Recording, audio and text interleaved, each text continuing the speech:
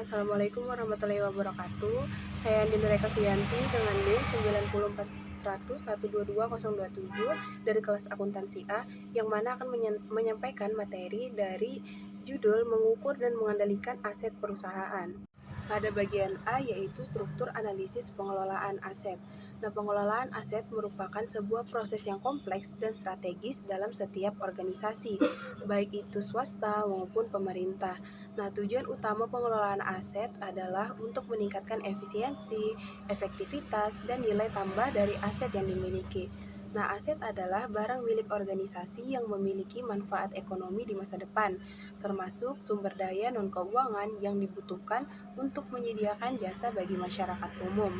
Nah, pengelolaan aset meliputi tahapan-tahapan mulai dari perencanaan hingga pemusnahan, meliputi perencanaan kebutuhan dan penganggaran, pengadaan, penggunaan, pemanfaatan, pengamanan, dan pemeliharaan, penilaian, pemindahtanganan, penghapusan, dan penatausahaan, pelatihan, pengawasan, dan pengendalian. Nah, struktur pengelolaan aset biasanya melibatkan beberapa unit kerja yang bertugas secara spesifik. Misalnya Badan Layanan Umum Daerah atau BLUD memiliki struktur yang terdiri dari unit-unit kerja yang mengurus pengadaan, penggunaan, dan pemeliharaan aset. Nah, perencanaan kebutuhan dan penganggaran adalah awal dari siklus pengelolaan aset. Hal ini melibatkan identifikasi kebutuhan aset, penetapan anggaran, dan membuat rencana implementasi. Setelah perencanaan selesai, selanjutnya adalah pengadaan aset. Ini melibatkan proses pembelian atau produksi aset yang sesuai dengan kebutuhan yang direncanakan. Nah, setelah aset tersedia, maka penggunaan dan pemanfaatan aset menjadi sangat penting. Hal ini melibatkan optimalisasi penggunaan aset agar bisa maksimal dalam mendukung tujuan organisasi. Selanjutnya pada bagian B adalah pengukuran aset perusahaan.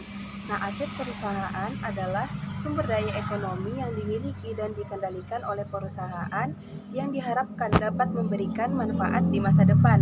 Nah, aset dapat berupa fisik seperti bangunan dan peralatan, serta non-fisik seperti hak paten dan merek dagang. Nah, pengukuran aset sangat penting untuk penilaian keuangan, pengambilan keputusan, dan juga pelaporan kepada pemangku kepentingan.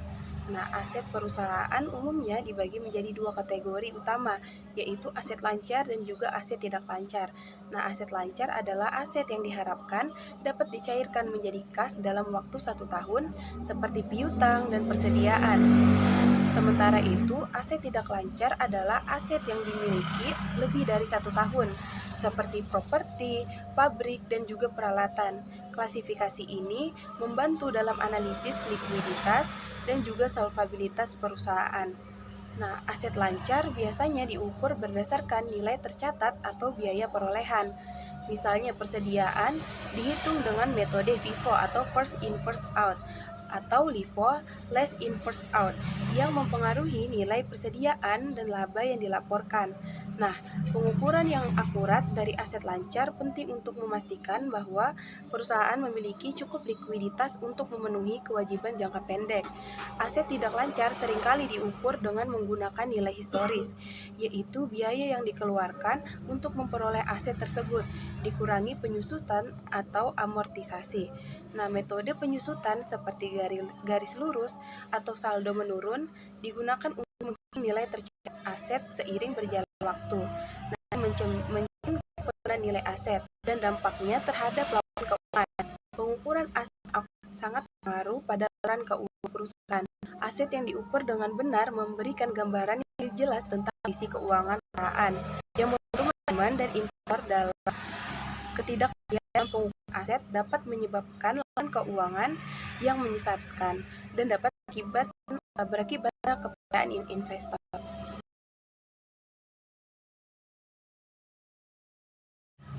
Nah, selanjutnya pada bagian C yaitu Return on Investment dan EVA.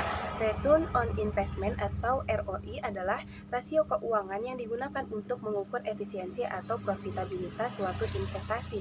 Nah, ROI dihitung dengan membandingkan laba bersih yang diperoleh dari investasi dengan total biaya investasi tersebut.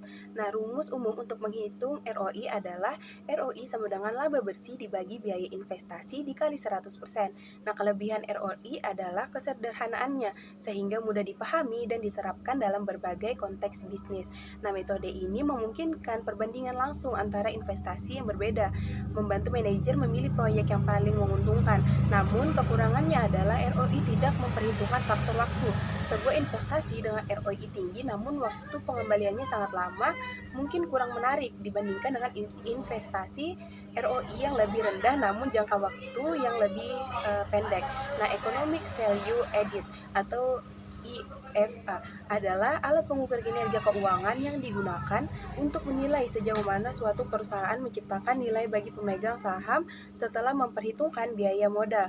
Nah, EVA dihitung dengan mengurangkan biaya modal dari laba operasi bersih setelah pajak, yaitu NOPAT. Nah, salah satu keuntungan EVA adalah kemampuannya untuk menilai kinerja perusahaan secara lebih komprehensif. Nah, dengan EVA, perusahaan dapat melihat apakah mereka benar-benar menghasilkan nilai tambah setelah memperhitungkan biaya modal. Namun, kelemahannya adalah metode ini lebih kompleks dan membutuhkan data yang lebih rinci, sehingga sulit untuk diterapkan perusahaan kecil atau proyek sederhana. Nah, pada bagian D yaitu pendekatan alternatif mengevaluasi manajer.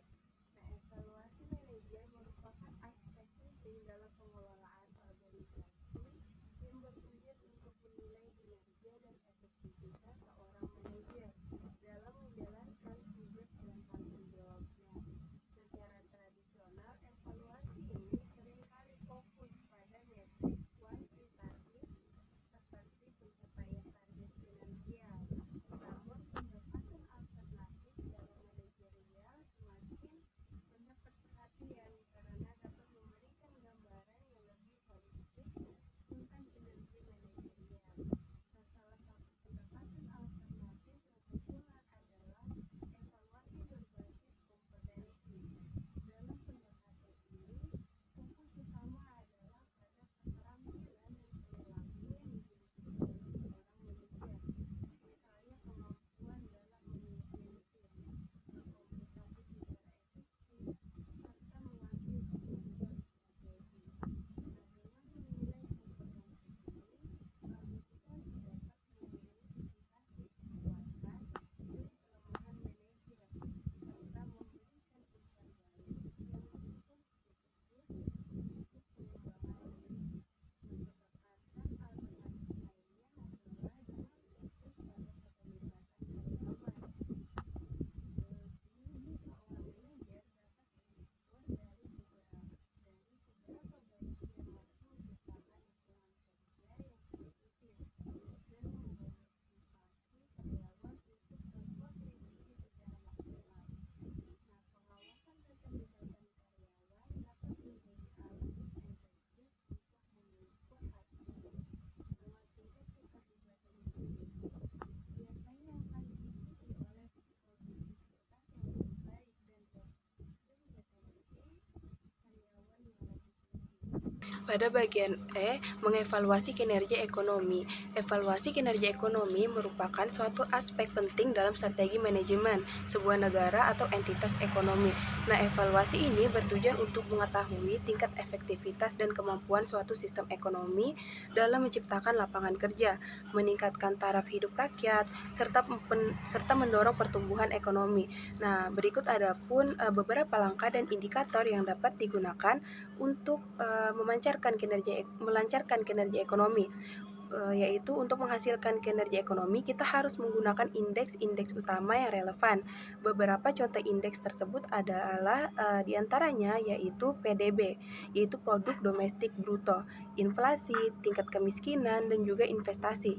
Nah, PDB merupakan suatu ukuran total produksi barang dan jasa dalam suatu ekonomi selama satu periode waktu tertentu.